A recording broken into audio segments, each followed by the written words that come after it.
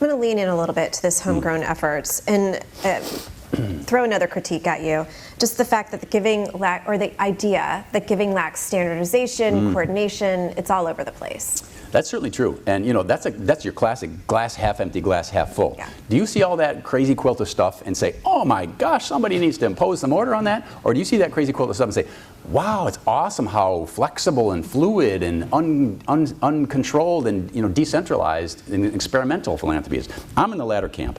I'm old enough to remember the early days of the computer revolution when it was your classic standardized model. You had huge IBM computers the size of half of this room, and those mainframe computers were how you solved problems. That really quickly became clear that that was not the best way to solve problems. And now you have networks, right? You have networks of lots of little computers, everyday computers that you can buy for $1,000 or less. And they link together, they solve huge problems.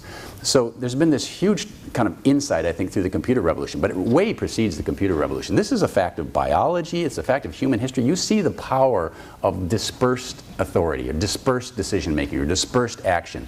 Again, it's easy to look at any individual molecule and say, that's nothing. But you got to remember there's lots and lots of molecules, and they work in networks, in ecosystems to solve problems. That's exactly what philanthropy is. It's exactly what philanthropy does. And if you're an order freak and you can't deal with that kind of decentralized, model, you're probably going to say, I really want to have one set of rules and one office where you can go apply. You'll hear that a lot. We're dealing with that right now with veterans. People say, what's really needed is one office where veterans can go and get help.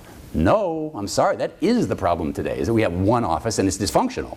So again, this is maybe somewhat subjective, but I think the evidence is really not very good for the guys who want to standardize and centralize.